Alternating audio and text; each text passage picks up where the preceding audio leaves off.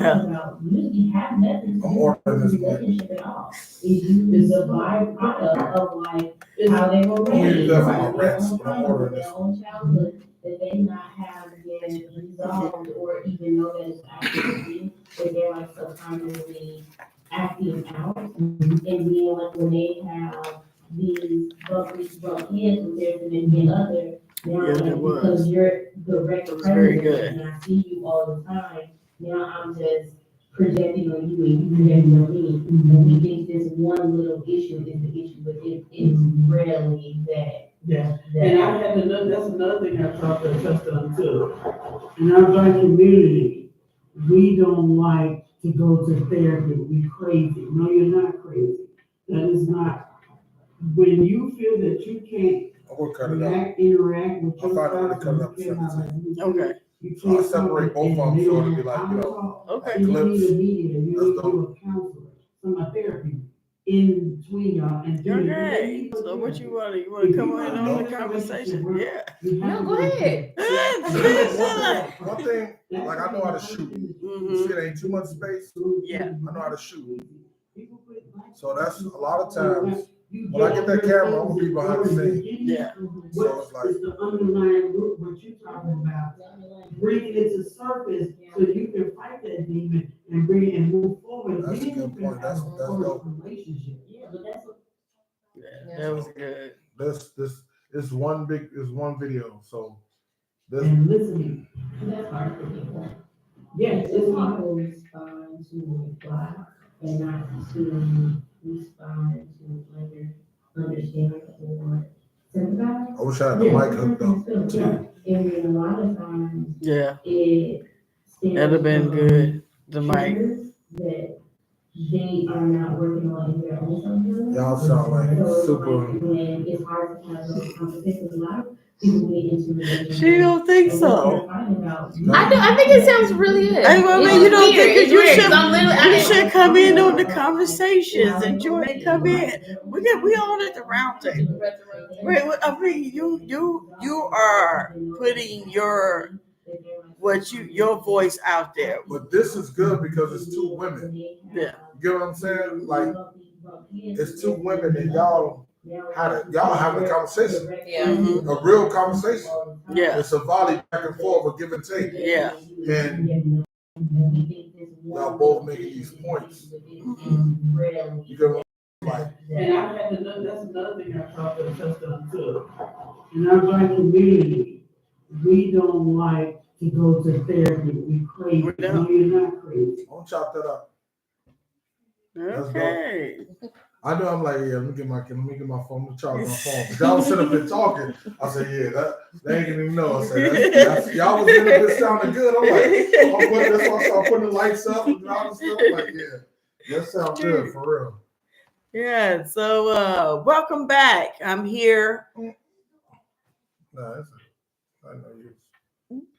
You made me wait. No, I didn't know you was my fault. Oh, no, we're good. We're good. Because nobody come in yet. It's like 3 minutes in. Welcome back to Linda's. I'm your host from Linda Journey Podcast Show.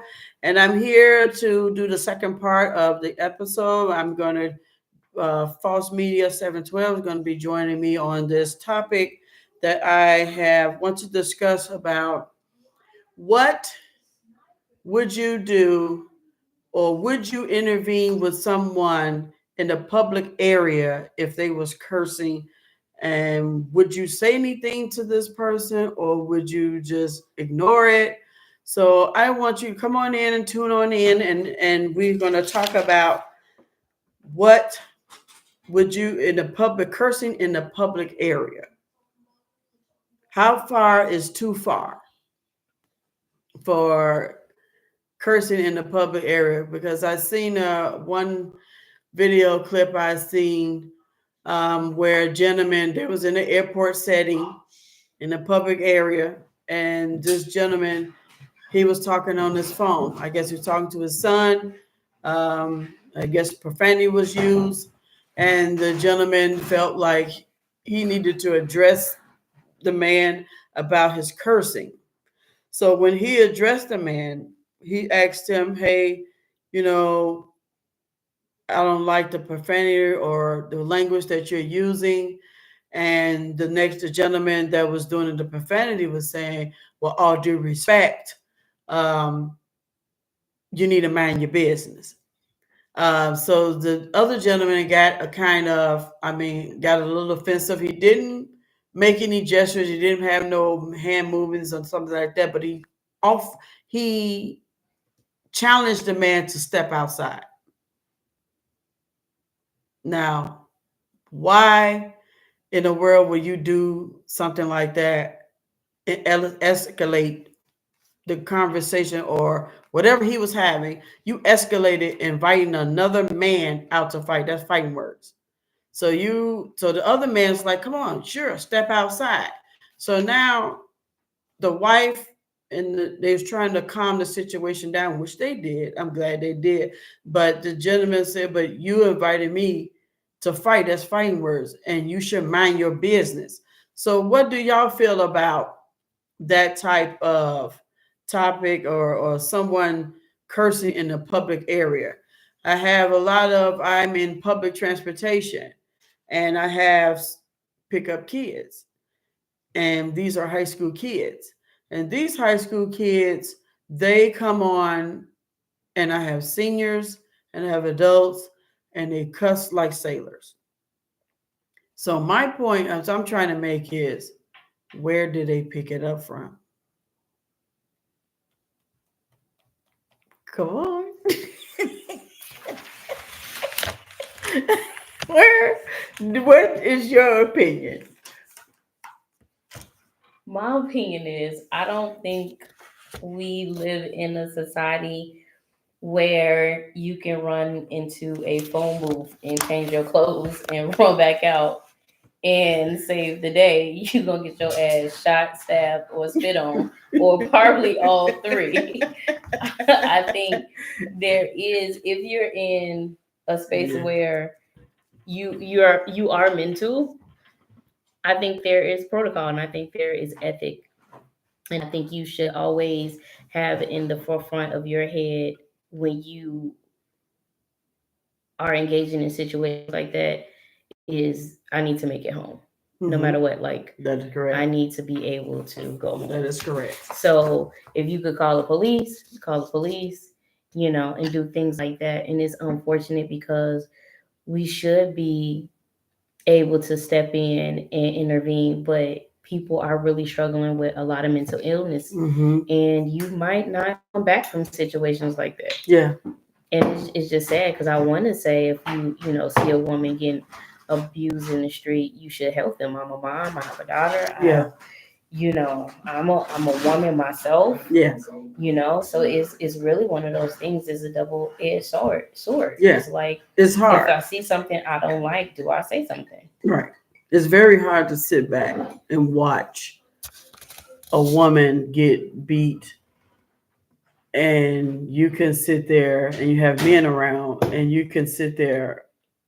Can we overpower this person so none of us get hurt and stop this person from really abusing, really hurting this person or killing her? Do we sit back and watch him kill her? It's tough. It is tough. I think it's level. I also believe it's levels to it where if someone decides to curse in public or just get loud and boisterous, I'm gonna let you have it, right? But it's another thing when we're talking about someone physically getting hurt or seeing them being abused in society, and you say, okay, I'm not going to do anything about it. I feel like that speaks to a bigger issue of how we operate in society and being desensitized to violence overall. I'm reading this interesting book by Bell Hooks, and one of her topics is when we see situations like that, society or how we live in our government and letting them take the bulk of the responsibility when we see things in Ukraine happens and no one, or we see it strolling on social media and we just move up and no one really becomes outraged about these situations, is because we've been really programmed to be comfortable when we see war or when we see violence and when we see murders, and we do those things through the books and novels that we read, through the movies and television shows that we see on TV. So, and it becomes a norm. So when you really see it in real life, you just be like, oh man, that's fucked up. And then like you just kind of go on with your day until it directly affects you or is like someone you love. So it's a really, really sticky situation to kind of navigate. And I just like, man,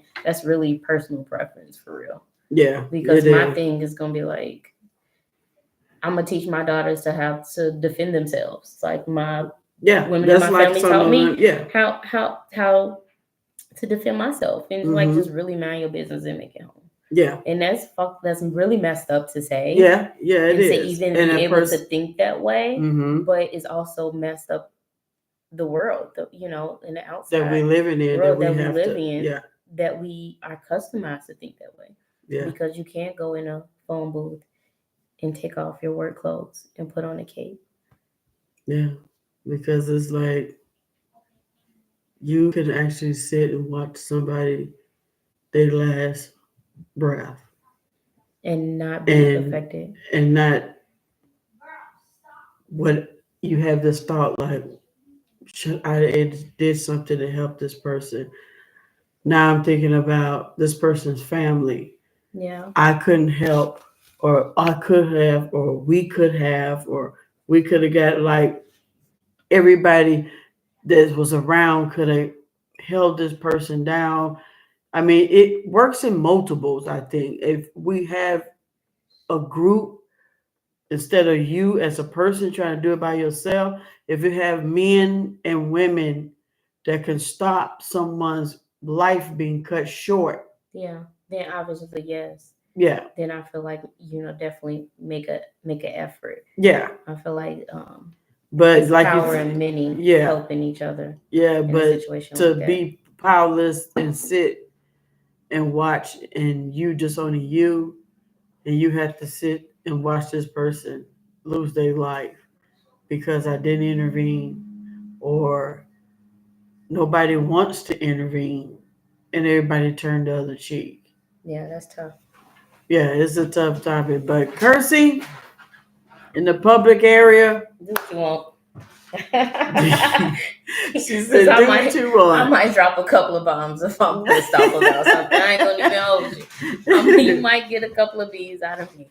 Yeah, but what do y'all think, YouTube, about the cursing in the public area?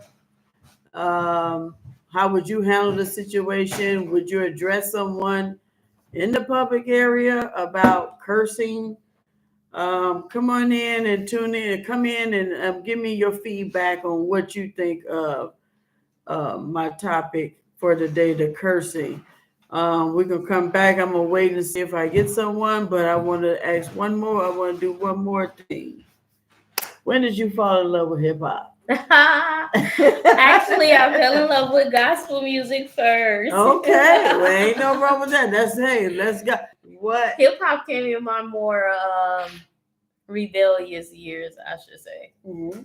Yeah, but I first fell in love with gospel music. What was your favorite gospel artist? Oh my goodness. CeCe and BeBe Winans. Oh, they was always they old school. They old school. Yes. Yeah. I grew up in church, very heavy. I have my reserves about religion now, but I do believe in God. I do believe in Jesus. As we all should. People have their own reservations when they talk about the coordinates between like history and religion and things like that. But and I understand all of those things, and I've did my own research. But honestly, it's just a personal choice. I'm gonna believe in what I choose to believe in. You can fight me on it all day. I mean, it's not something that but if somebody's fighting you on it, it means that. Yeah, but we're like, Jesus this, Jesus that. Everybody has their okay. Everybody got their vices. Yeah. This is mine, so it is what it is. At the end of the day, it's personal choice. I get to choose whether the history, the textbooks doesn't line up, and all these things. But like, I believe in multiple of things. So the Bible has been I mean, to me, I heard that this research I did, it's been rewritten and rewritten and rewritten. So it's like you're saying, some things are taken out, and some things that I heard that was taken out of the Bible, and some things that were. But at the end of the day, like you said, you make your own decision on what you believe in God. Yeah. I do. I mean, I go to church too. I go to Pastor Hannah church. Yeah. So I mean, I go to church. I put that into my forefront. Yeah. Because without God, you can't do anything. So the church part, I'm still kind of struggling with that. I grew up in church, and what people fail to talk about a lot of times when you grow up as a church kid, and I'm talking about like the real church kid where you Bible study Tuesdays, Bible study Thursdays, you go on Saturdays, and you go on a Bible camp, and you might hit 2 or 3 churches on a Sunday. I'm talking about really into it. Yeah. You know, really, yeah. I feel like what we don't talk about, if you don't come from like a big church, so mine was small, they don't talk about the trauma behind that. You know, it could be really cultish, like you can't wear pants, or you can't go to the movies, or you can't be in. They don't teach you how to be in relationships properly. You know, no fornicating or dating, or they don't teach you those things, but then expect you to marry the first person you see, so you don't be out here looking crazy. You know, your mama don't be out here looking crazy to the saints because you got a boyfriend who ain't really trying to be your husband. You know what I mean? It's so many things tied to that. Like, they teach you what not to do, but they don't teach you the real things to do that's grounded in real life reality as humans that you're going to experience. You're going to experience love. You're going to experience sexual feelings. You're going to experience heartbreak. You're going to experience these things. So, lust. And so to be able to narrate a path of this is how you experience these things and still be able to walk in love through God, right? But what I experienced was, if it was the opposite of any of that, you were sinner, and now you got to sit on the front row. You know, now I got to plead the blood of Jesus over you and say Jesus, Jesus. Or they're putting stories in your head like, oh, you can. I remember one time, no names, a pastor literally was like, oh, if you don't get right with the Lord, you're gonna walk out there and a bully gonna strike you down. I was 11. Yeah. Like, kind of traumatized. Yeah. That's 11? Like, what? And so now I'm looking over my shoulder like, oh my God, any moment I'm about to get shot and go to hell. Like, what the hell? So I have my reserves, like, with the church as a whole, but with the faith, I feel like I did grow and I did experience God and Jesus on my own individual term. That's my own personal relationship. And honestly, I don't think it has nothing to do with the religion per se. Yeah, okay, that's good, because I like, you know what I like about Pastor Hannah, his church, is that I can come as I am, as what the Bible said. We're not going to look at, he's not looking at, you might have gym shoes on and some working outfit on, a hat. Long as you come into the house of the Lord to worship and praise Him, that's all that matters to Him. Yeah. And it's like, and he talks about on subjects on relationships. He had a 7 o'clock 7 o'clock service, and it was discussing about relationships and what Christians. The Christians are still the same. They're not, I mean, you're not somebody different. You're still human. Yeah. And you're here for a human experience. Yeah. And sometimes, and you might fall short, but it is what is important. You come back from that. and you get back and get grounded, you get back on track. Yeah, absolutely. I feel like one of my favorite quotes of all time that I tend to try to live by is everything that you do, do with love. Yeah. And I tend to try to follow that, and it's just unfortunate. And I'm glad now because like I feel like social media has a big part of influencing a culture of understanding what it is to grow up in religion and also having a human experience and being able to identify real needs. Like even in dating, like growing up, it was like, you don't talk to boys. You don't do this. You don't do that. Yeah. You don't do this with boys. But then when you get in that world, you don't really know how to socialize. Right. You know, so the first boy or man who you might see or they might see you, you know, and there's a natural attraction. So now you call yourself boyfriend or girlfriend. Now it's, oh, when y'all getting married. Right. But it's it's like, what? pressure. No, right. Yeah. Right. Because it needs to be pure under the eyes of the Lord. So it's like, I don't even know if this motherfucker like me for real. I don't know if I like them for real. But like, we in church. So I guess we gotta, you know, then you in ungodly for real, align in not in a person because you're not supposed to be with them for real. Because nobody taught you the real guys. Christians don't like really being married. It's the pressure and the, like you said, the pure. You got to uphold the pureness, and you're human. At the end of the day, you still gonna fall short. Your days are not gonna be. You're not gonna be you're not perfect, and your days are not gonna be perfect. And they want to put a Christian in the light of perfectness. And what it told me is like, you're not perfect. You just ask God for the grace and mercy, and you go on with your daily life and live it to the best that you feel that it will please Him. Absolutely. Yeah, and you only one that's accounted for yourself.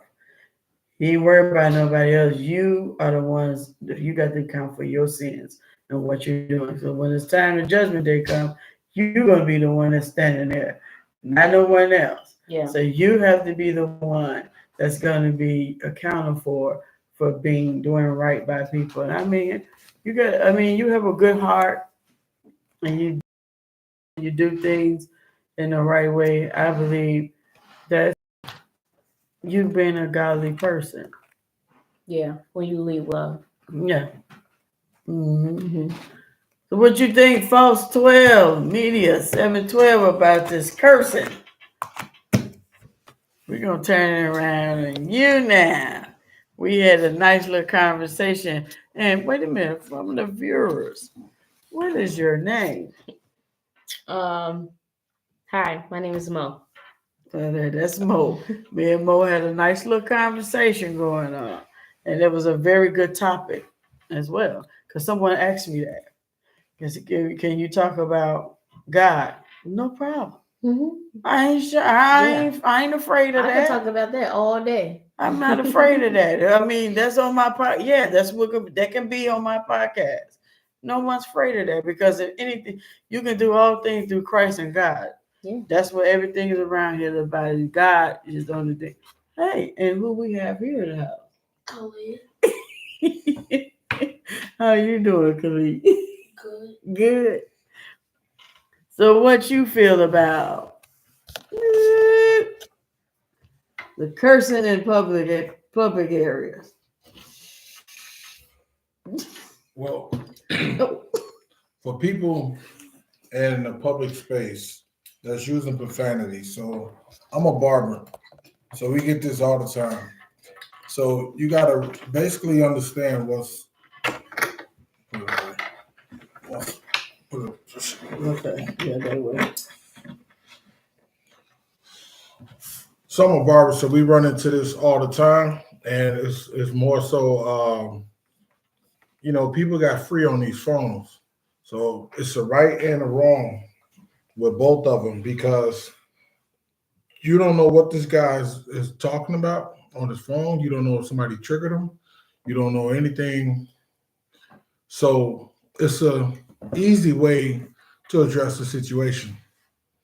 You could just like, hey, be like this, like, like that to him or something like that. It's a way you can communicate with him.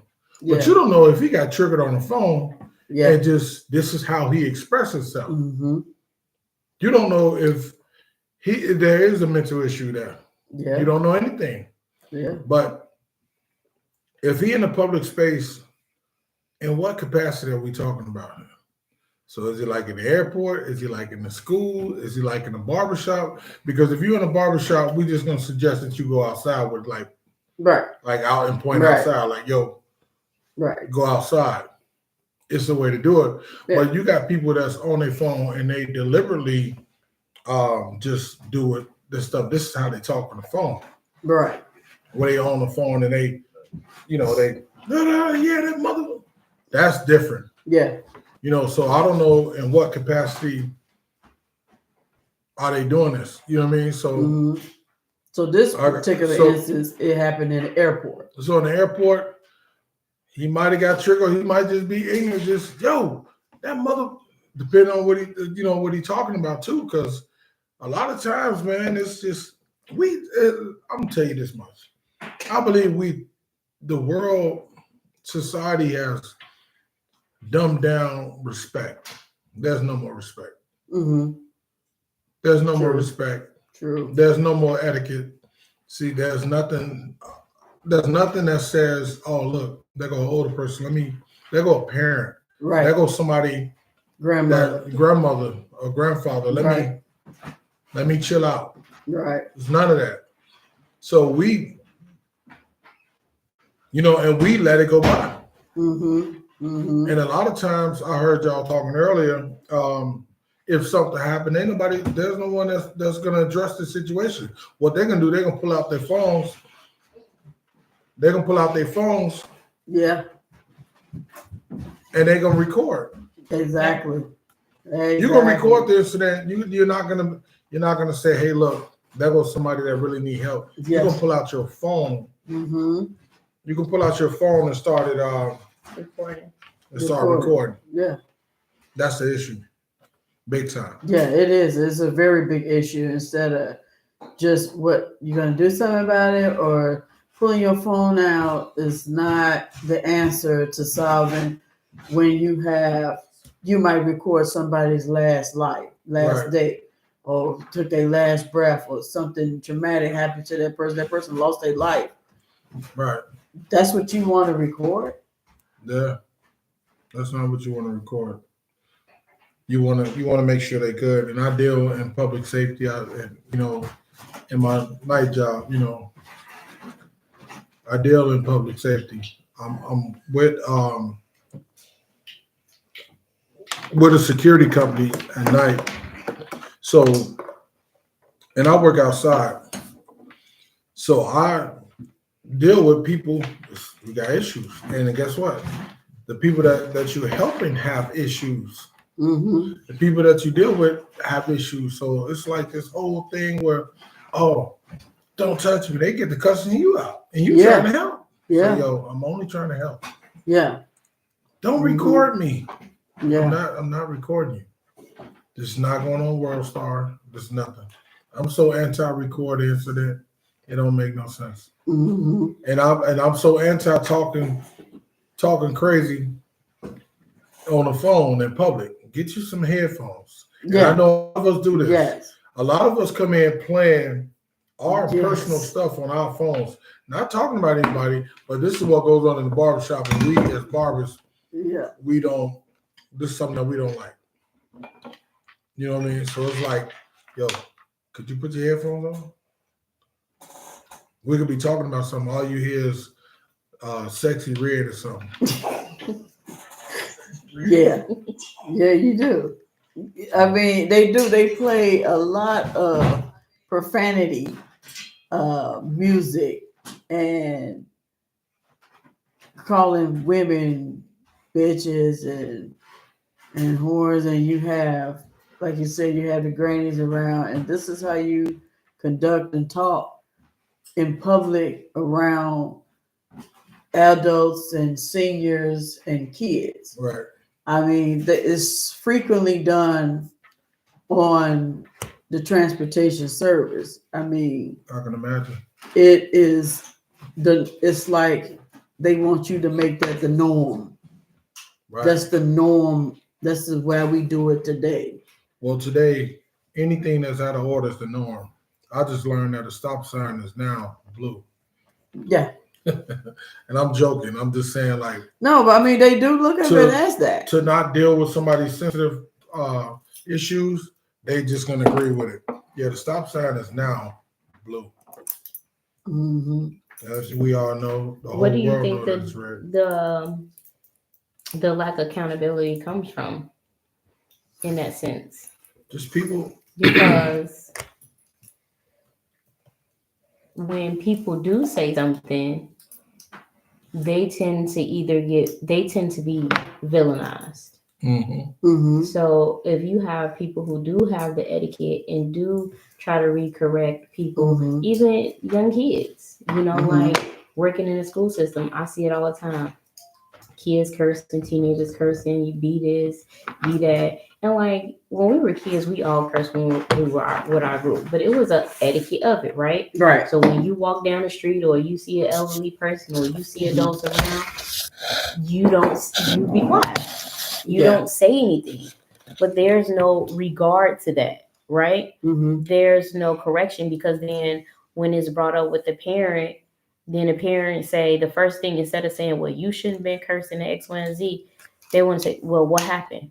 Basically, well, what made them get in that space? Because my child don't like X, Y, and Z. I don't care what your child don't like. Mm-hmm. They being disrespectful. Yeah. But then it's hard to correct because that apple don't fall right far from the tree. That's what I So was now saying. the teacher, now The I got to deal with the parent, because now the Yeah. parent want to curse out, and I'm like, okay, Right. well, And ain't then nobody cursing, ain't nobody correcting you, so ain't nobody there to correct them. So this is my point. Going back to you getting it from home. When get it you from come everywhere, out, yeah. you come out, you hearing this at home. And when you hearing this at home, you coming into the public area and projecting what you get at home, what you see at home Yeah, in yeah. public. Yeah, see, yeah. I mean, but it's such a vicious cycle, and you can't really say, yes, society has a part to play on it, the movies, the music, and all Yeah. of these things, right? Yeah. But that's gonna be that. That's always gonna be that. Gyrating music has always Yeah. been around since the beginning of the time. You know what I'm saying? Since music has really been music. Yeah, it's been around. You know what I'm since saying? It's ever. not people like, oh, music is nasty now. Depending on what you listen to, Listen to this has been always been nasty, for Right, real. You right. know? So it really It was a little much. no. No. I could give you a couple. I can't Which name one? a name, But but I could give you which some one? names. Two Live Crew. No, Right. not even that. We could backdate to like the 50s and 80s. We got a baby. Yeah, right. Yeah. But you know what I'm saying? Because I could pull it up. Hold on. Because there's a couple of Yeah, that's They I y'all want to wanna- see that. At least we used to cover it up, like you remind me of my Jeep. So at least we, you know what I'm Yeah, saying? yeah. It was subliminals. So you know what I was Yeah. talking about without saying what I was talking about. Yeah. That come from like my generation of things. Yeah. But way back then, like I won't say way back then, but like 40s, 50s was like, baby, I wanna, sit on you and do it. Yeah, when they was nasty too. Yeah. Yeah. They were nasty. So Yeah. it really comes from, I can't censor the world. Censor my home. Yeah, that's true. You That know, is true. but then it's far few in between of those kind of parents. It's a lot of those parents that does that, right? I'm gonna censor Mhm. my home because Mhm. I'm the leader in this household, so I'm gonna control what I can control, which is my people. Yeah. And then you have a lot of parents who just don't have the emotional capacity to do that. They think Right. it's okay. Right. So, and then when those two children from those two different families come into school, where they look at it as a more social gathering, like come to school ain't really school. Seeing my friends, it's a club. Yeah. We about to kick it. Little Right. do a lot in the classroom. A lot of these teachers in the classroom struggle because I'm dealing with more so behavior and classroom behaviors and managing these Mhm. than actually get into a lesson. So when you deal with a scenario like that, it's a melting pot. Yeah. Negative is always going to breed in. You want the good to overpower, Mhm. as much as possible. But if I'm seeing my friends, talking about I'm about to spaz out, Or if I'm seeing my friends, I'm about to go crazy with the new dances. That's what everybody want to do. So Yeah. now you have a pot of the good and, I won't say not good and bad kids, but of the kids who know that they're not about to act like that around their parents, with the kids who I'm going to do what I want to do when I want to do it. Yeah. And so now everybody's kind of really doing the same thing. But when you're in the house, I feel like when you're in the household and you are a leader with your children, it's important to teach integrity. Yeah. Because Yeah. I need you to do what you need to do when I'm not even in your presence. Right. Because Exactly. you're a representation of That us. is absolutely so right. unless you are leading and teaching integrity, it's really It's all you gonna be the leave same. it. Yeah, because you leaving it. They don't understand that the morals that went out the door. Mm-hmm. That's first and foremost. That is when we come up, we have respect for our elderly and respect for our parents. We don't care how old we get. I will never cuss or the stuff I see these kids today, and that's another topic me and Don had talked about the last time, the new generation and our generation, and what's the difference in our upbringing and what they upbringing. And we was talking about a lot of things like we can't say things to these kids now because either they pull out a gun, they curse you out, they want to hit you, spit you, hit in your face, and you got a group of kids that want to jump on you. Yeah, because the bottom line is they ain't scared no more. Right. We grew up in a generation, even if you didn't get whoopings, fear even even if you didn't get whoopings, you was scared. Yeah. Don't get a call for home. Please don't call mama. Please don't call my dad. Please. Like you were scared to come home and either you gonna get a whooping or even the fact you didn't want to hear it. Yeah. I don't want to hear this. I ain't gonna be able to go outside. I ain't gonna be able to do nothing. I'm just, oh my God, this is about to be horrible. I remember I used to be put on punishment, the things around me because I disobeyed. And I got put on the punishment. I had to sit on the porch. My friends come over, they tell me, "Oh, you can't come out." I'm like, no, I'm on punishment. I went and remember I was bugging my mama so much because I wanted to go outside. She was like, "No, you're on punishment." I had bugged her to the point where she was like, "Just go, you better be back in the house." And I mess up again. And I'm back on the porch again. So it was like our stuff was a little more different. These kids, like, they're not listening. Yeah. And then the parents be so tired from work. It's like, if I do put you on a punishment for real, am I going to stand on it? Yeah. Or you going to bug me so much and I'm just like, all right, because I'm so tired from my own norms on my day-to-day and my job and hearing my boss and got all these to-do lists in my head. It's like, do they really have the bandwidth to come home and be leaders at home? Yeah. Or we just coasting, because my punishment was we had one TV in the house. One TV. Punishment was we had one TV in the house. And it was in the kitchen. One TV. Punishment was we had one TV in the house. And it was and all night and all day, my grandma used to watch Benny Hinn or Peter Popoff. So when she used to let me watch like the Martins and the Fresh Prince, that used to be like gold for me. Man, I grew up in the church, so that was like gold for me, Yeah. So my punishment was I couldn't watch it. I couldn't watch TV. I was sick. So, but I still have to be in the kitchen, so I'd be in the kitchen reading a book. Now I hear it, be mad because I couldn't look up. Like it's just straight torture. No, you don't torture your kids nowadays. Yeah. What happens to being in the corner and having to hold 2 books on your hands? I mean, these kids today, they really don't know how good they have things compared to what we had. I mean, it's a lot of more opportunities, and a lot of these kids are a lot more advanced. They're not dumb. My thing is, they so gifted and smart. When you can get on a computer and work and show another double, you can do this, you can do that. They know how to maneuver and work this computer. Then you need to put that to use. Nobody trained them. Nobody showed them. They know how to work it. Because they're a lot more wiser in the world and a lot less more disciplined they more in technology. the mind. They're a lot more wiser in the world. A less more disciplined in the mind because the parents are less more disciplined. You know, you Mhm. only as good as your environment. Yeah. That's just plain and simple. Yeah. So that's kind of my take on that. You're only just as good as your environment you're in. Yeah. But you have a lot of people that overcome that made it out in that messed up environment that they was around. They refused to be a product of their environment. So they changed it. They changed the narrative of it and got out. And this is what I want the young kids to see. Just because you in a toxic environment and this is all you got, we don't have the resources, mental resources, we don't have resources for them after school programs, we don't have resources for them to, expand if they want to be in sports. We just sit and just, what I want to say, we just sit around and lost my train of thought there. I'm looking at that. Yeah, so we need to get these kids like something in some areas. Let me put this in some neighborhoods, they have all the resources. And some in our areas, and I'm gonna touch on this because ouch, it's gonna pinch.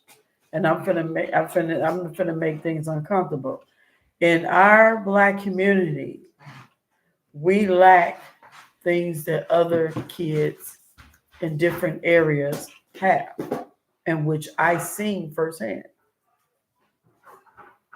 I'm not going to sugarcoat it. I'm not going to tiptoe around it because I see the different things, the outcome of if our kid had this, they wouldn't be out doing the mischievous stuff they doing now. If they had up-to-date books, up-to-date school, the teachers are willing, they are not giving up on the kids. They are not giving up on the kids. Not giving up on the kids. They are going beyond and teaching them. And if they don't get it, they have a different way of showing that kid how to get the homework or the assignment. I don't know. I have a different perspective from that. I don't agree Okay, with but that at all. let me know. There are, I won't say is equal, but there are a lot of resources in our community, after school programs, tutoring programs, mentoring programs that are accessible in our communities that are Black, if we just talking about ethnic groups or just economically in social in these areas, Okay. that they're there. 100% there. They're there and they're available. But where the disconnect comes in is the parent. Okay. Just the parent. Because literally I just had teacher parent conference, and all school semester working with kids, redirecting behavior. I'm trying to get their mindset right to sit down and listen in classrooms and lock into the lessons. I'm seeing teachers be passionate about trying to teach a lesson, but it's hard to teach a lesson when you constantly have to redirect behavior from 30 kids. And we're not talking about like little kindergartens and first graders who are still learning, like, and have sensory things. We're talking about seventh graders who's getting ready, eighth graders who's getting ready to enter, high school. We're talking about fourth and through eighth at this point, where at this point you've had enough school career to know how to sit down and take a 30-minute lesson, right? So one, we're talking about mass behavior and discipline. That's a big lack. And then two, we're talking about accountability of parents. Parents have to be willing to bring let their children participate in these after school programs, right? Kids can't do anything outside of what their parents do not allow.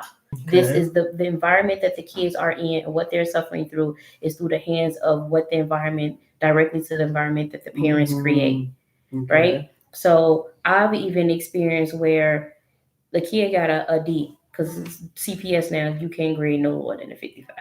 Even if they do, you just can't. So the kid got a D on a report card, and now all of a sudden the parent is up in rah-rah, up in war. Tell how they get a D, how they feeling in this, and how they feeling in that, and now they want to come for the teacher. So now it's like, no, we have progress reports. We have Aspen. You can go in Aspen every single day and look at where your child and how your child doing developmentally and where their grades are. Anytime you want to. You have Google Classroom where it's connected to their email, where you go in, all the classrooms are there, all the assignments are there, and it's just my son Johnny, quote unquote, whatever. I want to see how he's doing the math. Let me go pull up your Google Classroom, click on that, go to Google Classroom. You see all the assignments. You see if it's on time, if it's turned in, or if it's tardy, right? Teacher parent report cards. Out of 30 students, one parent knew what Google Classroom was. So now it's like, ma'am, do you go into Google Classroom and check their work? Do you go to Aspen? Well, I didn't know how to get to Google Classroom. Your son has been in elementary school for his 7-year career. For 7 years. This is a 7-year career that he's in right now. And then my thing is, he comes home a lot. He comes home and tells me he don't have any homework. He tells you he don't have any homework? Because in my house, I say, open up your Google Classroom. Open up your Aspen. Let me see what's going on, because I'm the leader in my household. You're not about to tell me you just don't have no homework. So it's because the parents giving up. You might have a good kid, right? Because they genuinely are. Yeah. But the key word in that is kid. So a kid might do their homework, but guess what? They might go, I'm going to do it when I want to do it. I'm going to do it. I'm going to do it when I feel like it. I'm going to do it. So now you got to turn in work that's late. That's points off. That's going to make your grade go down. So it's a lot of things that connects family, family, school, teachers, resources. And the thing is, it takes the parents who are supposed to be the leaders in their environment to show up. Now, there's a lot of parents who do, because there's a lot of parents who call like, hey, I just checked on Aspen and I saw he got a C.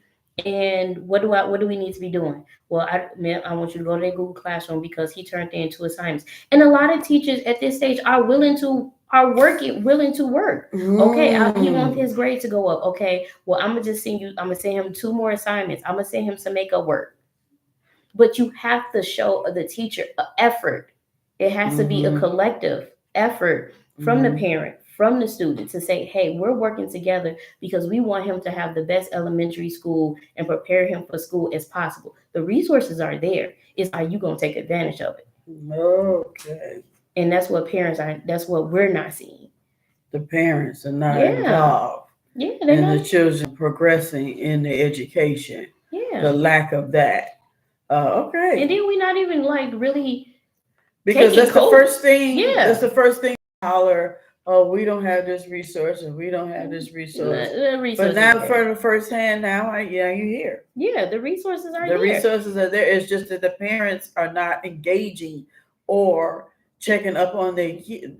Instead of you letting that child dictate what they want to do, instead of you telling that child, no, you got homework. I know you got homework. Let's pull that, like you said. Yeah. Let's pull it up and see your homework and see what you've been liking and what you've been saying. And parents, y'all need to get involved. You need to get engaged with your kids, nurturing in the mind, and stop raising. See, you let in the school system. You come home. Yeah. You might have a little homework. You might help. You know what I'm saying? Like, it's great parents out there who come home from work and turn on the extra gear. Come on, let's go outside, play baseball. Come on, we got extra school activities. Come on, like, who are really taking a leadership role in their household and saying, and who understands, I'm not raising a child. I'm raising a human being. Right. To stand up on his own. You're only going to be a child for so long. I'm gonna always be here as your parent, but I need you to be able to operate. I need you to have a strong mental. I need to be able to function on your own. I need you to get. You're preparing him for the world. Yeah. Which is the world don't give a care about your child. No, at all. Only but you, and the world will swallow your kid up. So you got to give it. If you got to get your kid mentally prepared. And his education on point, and get him prepared so he can think on his own and be like, hey, as an adult, hey, I can do this and do this. Yeah, I know how to get out of this situation. Yeah, and even if like I don't have the resources, I'm gonna find the resources. Yeah. If I don't know, if I can't teach you, I'm gonna put you in front of somebody who can. Mm-hmm. And so it's like, and schools are very, open to, if you show up and I'm seeing you care, Mm-hmm. I'm gonna make sure whatever you need gets taken care of. I'm gonna do my best. Mm-hmm. And if your school not standing up for you like that, then you need to really be looking at a different school. Yeah. Change the environment. Sometimes you just can't change a whole village. Sometimes you just got to change the village. Change yourself. And what happened to that? What happened to that? It take a village to raise a child, and certain parents don't want you to chastise. I'm not saying boys chastise or talk to your child in a caring manner, but they take it as an offense. But you're telling your child about life, how it works, Mm-hmm. and what you need, your essentials that you need. You need the essentials of, you need your education, you need a stable home, Mm-hmm. and you need a firm guidance from your parents. Absolutely. And I think like the village comes from the statement, it takes a village to raise a child. It does, but as a mother, and as a mother and my kids' dad, we understand the concept of we create the village, Mm-hmm. right? So is the friendships that we form, is the families that we stay connected with Mm-hmm. and build good relationships with, that directly affects our kids' experiences Mm-hmm. as well. Because there's nobody in our lives that our kids cannot ever call or say, depend on, or we cannot make a phone call and say, hey, can you do this for us? And there's no one directly in our lives that we don't feel comfortable with them redirecting our children, because we see how they parent, we see how disciplined they are in their own lives. So it's not no one that I do not allow in my life that doesn't directly affect my children, and I know that they have the best interest for my kids as well. Mm-hmm. So you have to, as a parent, create that narrative. If a village does take a child, but it's like, look at your village in what that environment looks like. Mm-hmm. Are you creating a good village for yourself? Yeah. That not only you can depend on, but your child. Mm-hmm. So what you think, Don, as you being a father and you have a son, and this upcoming in this world, what we were just talking about, what is your input on what we were just talking about as far as parenting? The parenting, you gotta, for me, parenting is basically, you're a manager. You'll manage everything that he do. Then, or in my case, everything that he do, I'm gonna manage. Because he's gonna need certain things to move on in life. Like in school, and I use experience a lot. Because he's a lot like me. And like just recently, and I talked about this too on one of my rants. He was having trouble in school. He was. And his thing is he'd get done with the work early and he'd sit around and talk. Or he'd be in la la land looking around. He won't pay attention to the teacher. So his thing, he tells me, I'm bored. He's bored. That's what he's telling me. I'm like, but you gotta listen. So he's bored. No, that sounds like right. It sounds like pretty much Tommy. It's about everybody. Right. Yeah. But he's bored. So what I did, I just came up with something. And and I said, you know what I'm gonna do? I'm gonna help him out.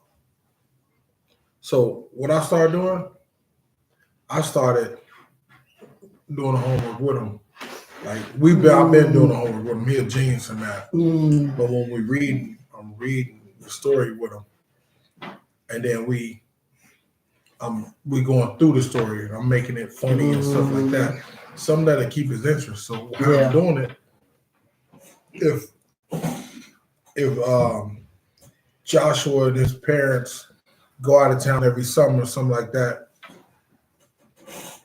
What was the story? Josh's dad used to mess up and get them lost.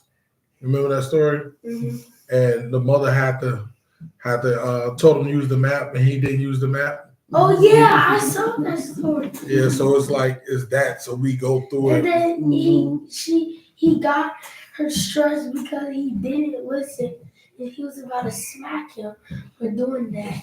But So she had to take over. So we basically talked about the story. So with him, his mind is open. So he's smart. You see how you give him a challenge, he gone. If you sit there and treat him like a regular kid, he gonna be that regular kid. So you gotta make him feel like that he the top dog, really, or he's doing something that's worth, you know what I'm saying, that's worth it. Like with these kids, you gotta understand, like they play video games. Yeah. So what video games do? They got your mind, your body shut down. Yeah. That's why they lazy. Yeah. They body shut down. It's a disconnect from the mind and the body because you're moving in the game. See, when I played the game back then, I'm gonna get back to my point. So when I played the video game, we played the video game. It was this, Right. because our body and our mind is connected. Right. Oh, I gotta jump up there. They don't do that. They just This is still because they disconnect their mind from it. So you gotta get him connected all the way. So you mentally get them connected with the story too, or what you're doing. And, you know, physically and mentally. You know, you want to know about something, you got a question, raise that hand. And stop me if I'm wrong. Raise your hand. You know what I'm saying? Because you're listening. So what your mind tell you when you're listening and you hear something, you're like, oh, you're gonna raise your hand, right? So that means, you know, you connect it in a way. But if you're not, your mind just some nice drinks.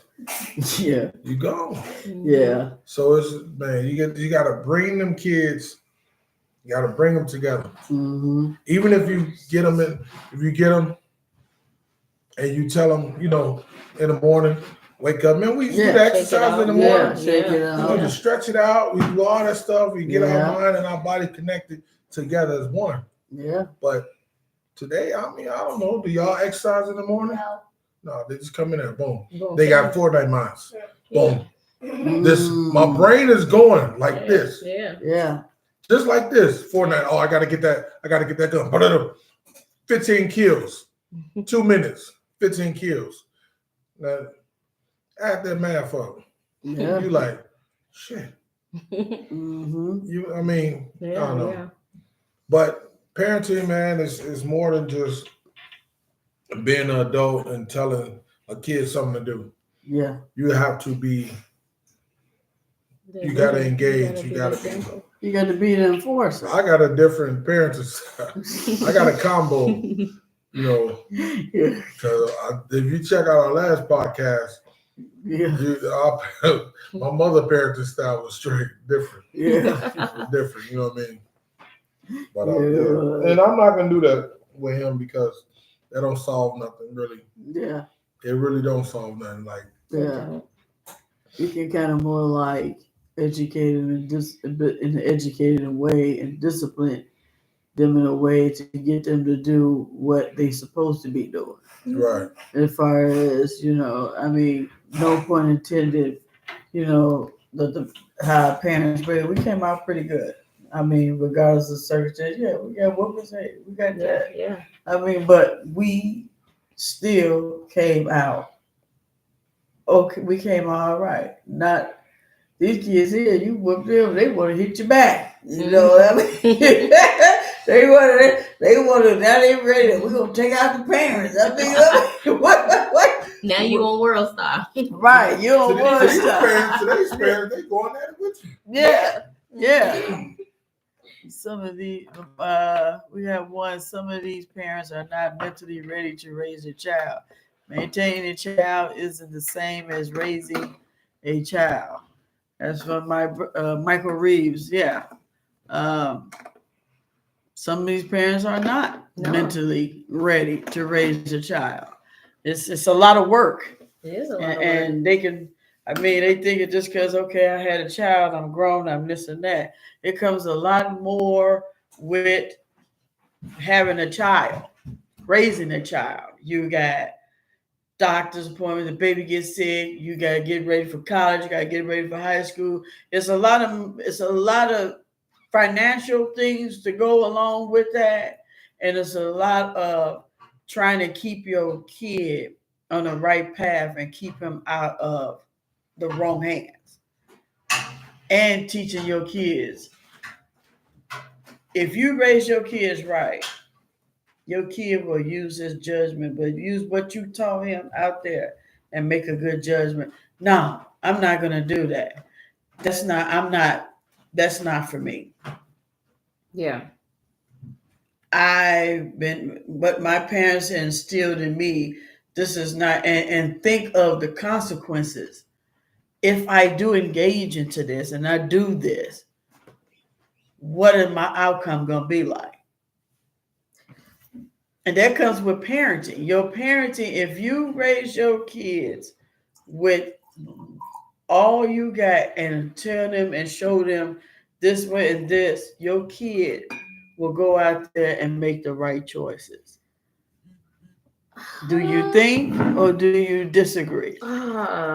Okay. The way my mind be set up, I feel like a lot of times, well, I won't say a lot of times. Please agree, or you can not agree. But I'm just kind of thinking out the box. No, we're not here to sugarcoat. I feel like anything. Yeah. We're gonna touch some nerves, yes. Yeah. Because I like rattling the little feathers. You need to rattle the feathers. So I feel that when parents parent, they parent from a perspective of what either worked right for me and my parent, or I didn't like my parents so bad that I'm gonna do the complete opposite. Mm-hmm. And I feel like the way we parent has really nothing to do with the child. Mm-hmm. Because are we really taking the time out to get to know our kids, right? Okay. To see how they're perceiving the world, mm-hmm. their habits, their thought process, mm-hmm. and really taking the time to get to know them in a sense, all the way from infancy to adolescence, right? Mm-hmm. Because as an infant, I found, and I worked in childcare for a long time, right? And a lot of parents struggle with when they get their child home, their child cries and cries and cries and cries. I don't know what's going on. I don't know what's wrong. I don't know what's wrong. Because there's a disconnect because you don't spend all your time with them, mm-hmm. right? Mm-hmm. You're not spending a lot of time with them. Versus me being with their child all day, mm-hmm. I know what every cry meant, right? What it sounded like, mm-hmm. what it meant. One cry might need, okay, they hungry. I know what that meant. Right. It was the way they communicate. Those mm-hmm. cries are communication. Side note, that's why I don't believe when kids say, put that baby in that crib, let them cry. That is torture because their cries are really their form of communication. And each cry and noise really means something different. But that comes from, I'm being intentional, I'm spending time, I'm having conversations, I'm getting to know your habits, right? And I'm instilling discipline and habits in you as you go along. But when I see how you process information, when I see how you do things, then I know as a parent, like, what might work for this child might not work for that child. So I have to do things a little bit custom mm-hmm. for you because you're going to perceive it in a different way, mm-hmm. right? Mm-hmm. I can probably whoop this child and they'll get it, but I can't whoop that child because they're going to take that whooping and go back and do that same thing over again. That's because they're processing information different, mm-hmm. right? So from parent aspect, we can't teach based off of how we felt like parenting needs to teach. We need to look at it from an aspect of sitting and getting to know this child and how they perceive information. And then we can come up with strategies and different techniques to better, that we can implement that will affect them so they can have those aha moments and make their own emotional connections, right? Because that's like you saying, so two brothers and sisters, brothers grew up in the same house, and they're like, I don't know how we grew up in the same house with the same parent, and you ended up like that. Yeah. That's because that child, you didn't grow up in the same parents with the same house. And I mean, you didn't grow up with the same parents, because we're humans, we're individuals, so we perceive things differently. We absorb information differently. So the parents could be teaching the same thing, but how information, we're not going to see it the same That's way. what I was talking about right there. So it's like is proceeding one. You have to Right. do this child different. This From child, yes. right? And it's a different teaching pattern that you have for every But child. in order to know that, you have to get to know the person. Yeah. You have to get to know the kid. So which means you can't come home after work and spaz out and stroll. You're not going to be able to, go play golf sometimes you're going to have to sacrifice those things to say, let me spend more quality time to make this connection with this little person in order to help guide him the way I need him to be. Because then now you get into a whole situation like, my kid just won't listen to me because are you creating a safe space for him? Right. They won't open up to me. Do you create an environment where you can open up? Because if I can't open up to you, that means at some point in my interaction with you, I had to shut down because I had to go into survival mode because I didn't feel safe. Yeah. So it's like when it talks about parenting, it's like we can't do it the way because we felt like we turned out all right, but really, did we? For real? No, I don't. Nah. Okay. Probably Oh, she ruffling the feathers. I ain't mad at you. Ruff them up, because we ain't here to sugarcoat. We here to give you the straight facts, truth. But you learn in the same way. Sometimes like a lot of times we grow up with our parents. So, we grow up with our parents, and we, as they learn, we learn. Yeah. Because my mom was 20 years older than me. So it was like, and it was, two before me.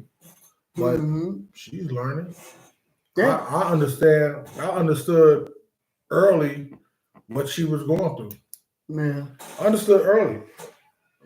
And it's like it was hard for her, you know what I mean? Like she basically, our grandmother had to work, and shit, you got, what was that? She had to be the mother, the replacement mother. Yeah.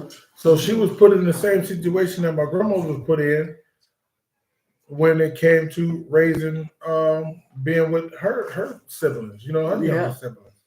So it's like, and it's a lot more in that. Yeah. Like my mother was affected, a lot of trauma. When I tell you a lot of trauma, seriously, I'm talking about a lot of trauma. Me and her broke this down. At the end, I got her book of poems with all the stuff in it. Still at the end, she still raised her boys to the best way she could, and look at them. They come out. Yeah, all of them come out perfect. They're great. And we thank you for that. Right. And it's a lot of mothers that need that gratitude, and need that pointed out to them, and say, hey, thanks.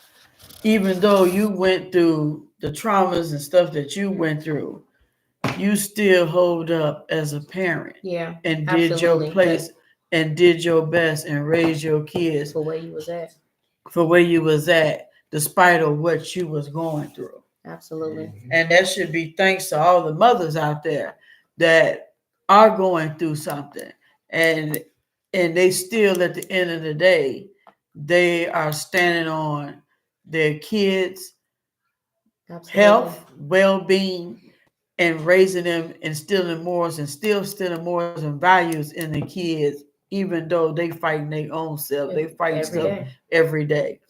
My little battery's going dead, so I'm gonna wrap this session. It was a good session. Great session. Mo here, she come in and ruffle some feathers.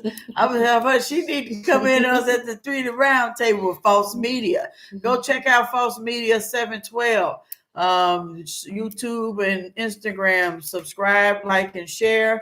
And I'm Linda, the host from Linda's Journey Podcast Show. I hope you enjoy my episode. This we did some freestyling and where far as we went from cursing in the public area into talking about parenting. And we also have a special guest, Mo. She come on and ruffle some feathers. Mo, she did a good job, everyone. That's Mo. And we're going to tune in and tune off. So next Monday, check us out. We got some more things we're going to come up. Me, False Media, 712. Myself, and Linda Journey Podcast Show. I wish everyone a happy Thanksgiving and enjoy your evening. Bye. That was really good. You did good.